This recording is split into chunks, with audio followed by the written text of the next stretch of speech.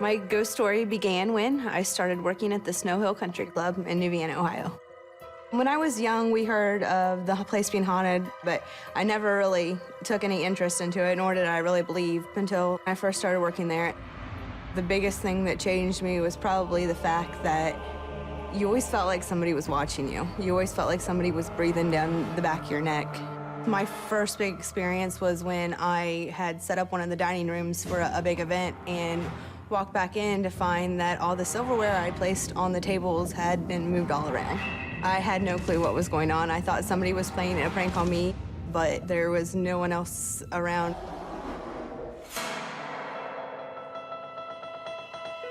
One night, the chandelier actually started to move. It was swinging. I mean, it was really swinging. No, it's not.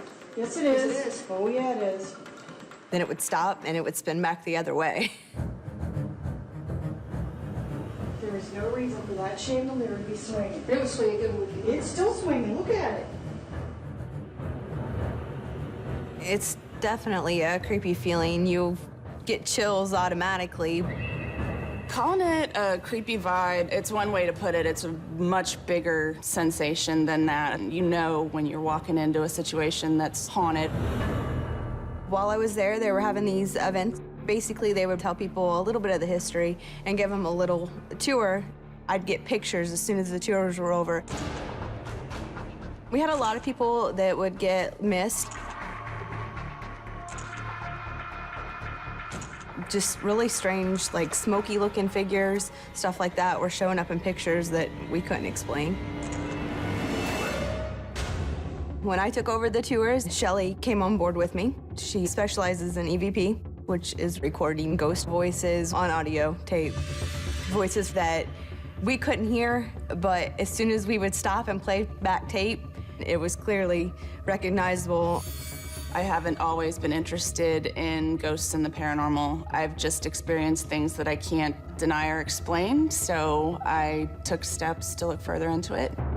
I used a camcorder, plain old cassette tapes, tape recorder, and my process is simple. I do not expect to get evidence without asking for it. So I walk around and ask questions and expect answers. We're getting nowhere. Eventually, I just demanded, "What are you?" She was getting EVPs left and right. We got to the point where we couldn't go into a room without getting an EVP. You could count on hearing from this or that spirit. A woman upstairs saying hush. A child playing on the bed upstairs. She was bringing tapes to me that I could not even imagine was going on around me. After we had had many tours, it seemed like all of a sudden a very negative, more aggressive entity was taking over. It wasn't somebody watching you anymore, it was someone staring you down. This oppressive, dark, sinister bastard thing had infiltrated our beautiful country club, and all of these benign presences were silent. They were gone. On an evening when we were doing an overnight, we were in the bar, and there was this odor. It was disgusting. I was actually holding a video camera when Shelly asked me, "Do you smell that?" Oh, it's on my nose. It's like that skunky, nasty. Oh my freaking gosh. What? Don't move. And you see something come towards me. She captured a ball of light entering the bar from the parlor room doors and snaking up behind us. Oh my freaking gosh. What? My first reaction was, what the hell? Don't move. Don't move. And then it was gone. And that's probably the creepiest part of it, is you didn't know when it was gonna be back. I was very afraid. One evening, I was working during an event, and the alarm kept going off, which was a frequent thing, except for the fact that it wasn't set.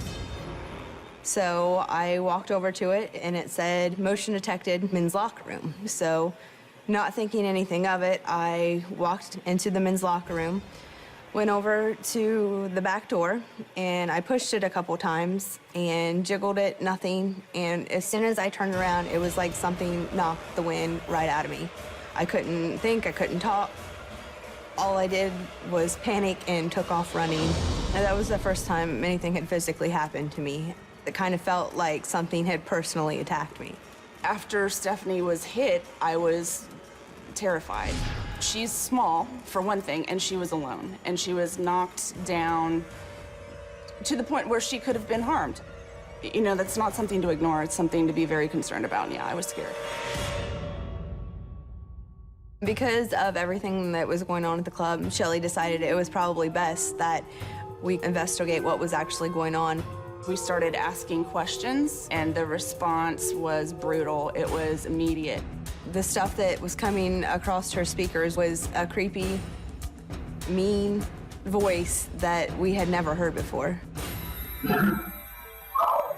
It was threatening, get out, this is my place, I've taken this over, you're not welcome here anymore.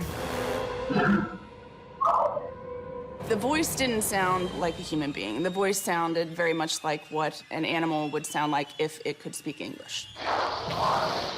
It thrives off of fear. The more scared you are, the more it can freak you out, the better for it. One time it even went as far as to say that it was the devil.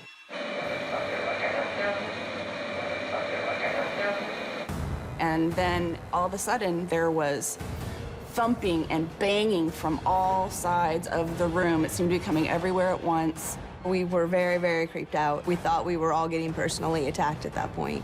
We were terrified. We turned on the lights, the banging continued, it got louder, it got closer, and then it stopped. All of a sudden, It just went away, it was gone.